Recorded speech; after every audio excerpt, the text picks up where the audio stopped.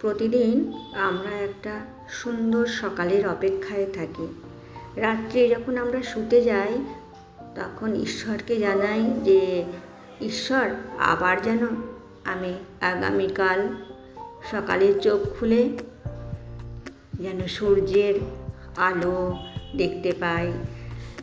এটাই ঈশ্বরকে জানিয়ে তারপর আমি ঘুমাই। তো আজকে দিনটা ছিল আমার বাড়ি যাওয়ার দিন।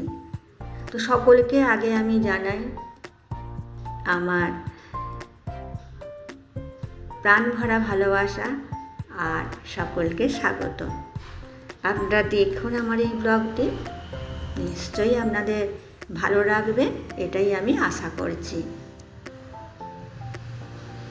তো সেই বাড়ি যাব বলে আমি একদম রেডি হয়ে গেছি।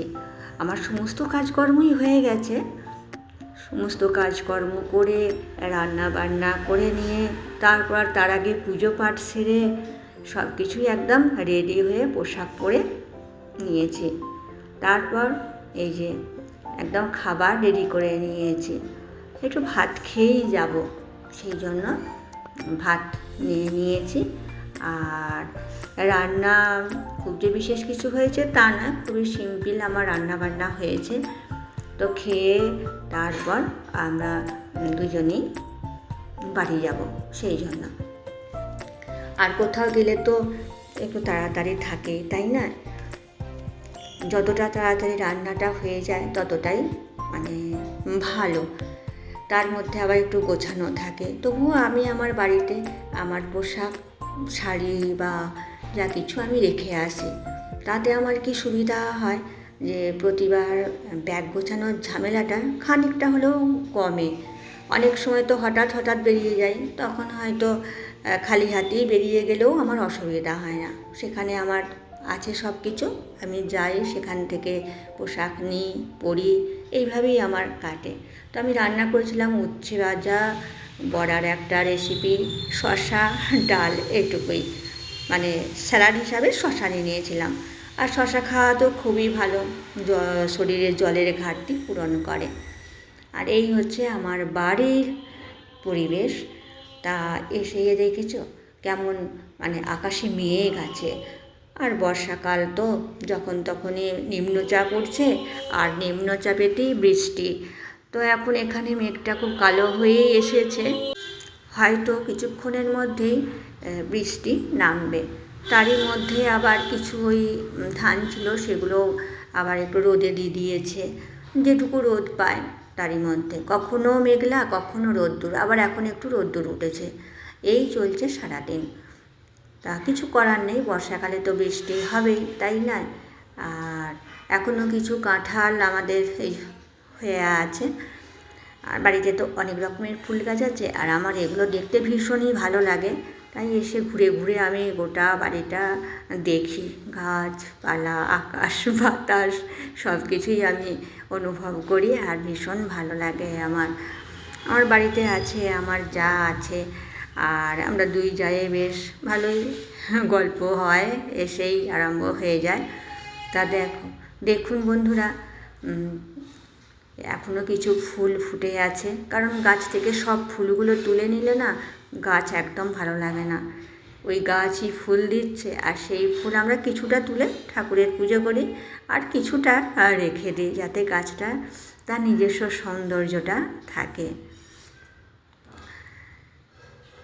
এই যে দেখুন গোলাপি জবাটা কি সুন্দর দেখতে, ভীষণ ভালো লাগে দেখতে। তো হঠাৎ করেই আমরা বাড়ি এসেছিলাম, আর সেই ভিডিওটাই আজকে আপনাদের সাথে শেয়ার করছি। এখানে আছে নয়নতারা গাছ, সাদা নয়নতারা, বেশ ফাঁকা ফাঁকা গাছ হলেও ফুল কিন্তু ফুটেছে। আর এখানে পাতাবাহার, বেলা ফুলের গাছ। আমি বলি না যে আমাদের বাড়িতে অনেক রকমের ফুল গাছ আছে। আমার ছোটদা ফুল গাছে প্রচুর ঝোঁক, আর বাড়িতে ঠাকুর থাকলে যা হয়, ফুল গাছ তো লাগাতেই হবে। এখানে আছে সুপারি গাছ, নানান ধরনের গাছ আছে। আসলে উঠোনটা একটু বড় আছে তো, যার জন্য উঠোনের মধ্যে এই গাছগুলো বসিয়েছে। বিভিন্ন ধরনের গাছপালা সব কিছু। আর প্রতিদিনই স্নান টান করে এই যে তুলসী মঞ্চ আছে, তুলসী মঞ্চে আমরা জল দিই তুলসী গাছে। এগুলো তো আমরা প্রত্যেকেই করে থাকি, শুধু আমি একা নই, প্রত্যেক বাড়িতেই আমরা হাউসওয়াইফরা বা মেয়েরা এই কাজগুলো করি, অনেক ছেলেরাও এই কাজগুলো করে। তো যাই হোক, আজকে একটা সুন্দর সকাল পেয়েও আমার মনটা ভীষণ ভালো লাগছে। ভাবতেই পারিনি যে ঘুম থেকে উঠে এত সুন্দর একটা সকাল আমি দেখতে পাবো, বা সকাল থেকে সারা দিনটাই আমি পেয়ে গেলাম। আবার ঈশ্বরের কাছে প্রার্থনা করবো রাত্রিবেলা শুতে যেন আবার আমি আগামীকাল একটা সুন্দর সকাল, সুন্দর সূর্য ওঠা, রোদ ঝলমলে আকাশ যেন দেখতে পাই। কারণ মানুষের জীবনের কোনো দাম নেই, কার যে কখন কী হয়। প্রত্যেকটা মানুষ অসুস্থ, তবুও আমাদেরকে পজিটিভ মন নিয়ে আমাদের ভালো হবে, আমরা ভালো থাকবো, আমাদের সব কিছুই ভালো, সবাই ভালো থাকবে, এই মন নিয়েই আমাদেরকে সারাটা দিন চলতে হবে। আর হয় তবেই আমরা ভালো থাকতে পারবো। আমি ভালো আছি এই মন নিয়েই আমরা চলে থাকি। বিশেষ করে আমি এইটা খুবই মেনটেন করি।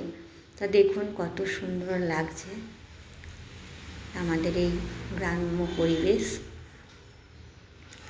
গ্রাম্য পরিবেশের কিন্তু মজাটাই আলাদা, যারা থাকেন তারাই বোঝেন কতটা সুন্দর, কতটা মনোরম, কতটা প্রাকৃতিক। কিন্তু শহরে এত সুন্দর গাছপালা খুবই কম আছে, আছে কোথাও কোথাও। তারপর রাত্রে হয়ে গেছে, আর রাত্রিবেলার আমাদের রান্নাবান্নাও চলছে। রাত্রে রান্নাবান্না আমাদের হয়েই গেছে সব কিছুই, ভাত ডাল, তারপর তরকারি, সবজি তরকারি হয়েছে, হ্যাঁ ডিমের কারি হয়েছে। আর এখন হচ্ছে এই রেসিপিটা আমি বানাচ্ছি। এটা আমি করেছিলাম, বেশ খেতে ভালো হয়েছিল, সেই জন্য বললাম তাহলে এটা আজকে বানাই।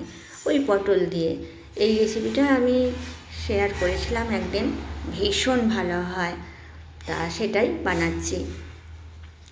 তো বন্ধুরা, যদি কেউ নতুন বন্ধু এসে থাকেন তাহলে কি বলবো, আমার বন্ধু হয়ে যাবেন সকলে।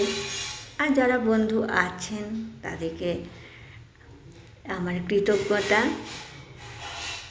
আপনারা আমার ভিডিও দেখতে ভালোবাসেন, দেখেন, কমেন্ট পাই, আমারও ভীষণ ভালো লাগে তাতে, আর তাতে আমার উৎসাহটাও বাড়ে ভিডিও করতে। আর আপনাদের যে কমেন্টগুলো পড়ি সেগুলো ভীষণই ভালো লাগে।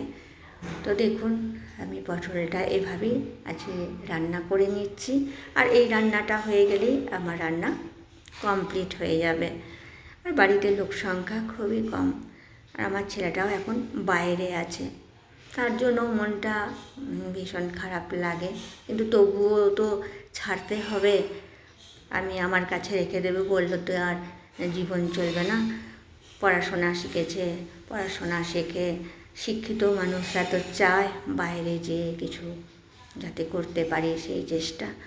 তা সেই জন্য আমিও মনের একটু জোর এনে মনকে শক্ত করে আমিও পাঠিয়েছি। তো বন্ধুরা, আজকে অনেকগুলো কথা বলে ফেললাম, এই মনের কথা যেগুলো সেগুলোই। তা আপনাদের সাথে এই কথা বলতে বলতেই আমার ব্লগটাও অনেকটা এগিয়ে চলে এসেছে। তবে এই রান্না করতে করতেই আমি ব্লগটা শেষ করতে চলেছি। তা আপনারা সকলে ভালো থাকবেন, সুস্থ থাকবেন, সাবধানে থাকবেন। আর কেমন লাগলো আমাকে নিশ্চয়ই একটা কমেন্ট করে জানাবেন। আর ভালো লেগে থাকলে আমার চ্যানেলটি সাবস্ক্রাইব বা ফলো করে পাশে থাকবেন। আজকের মতো আসি, টাটা, বাই বাই।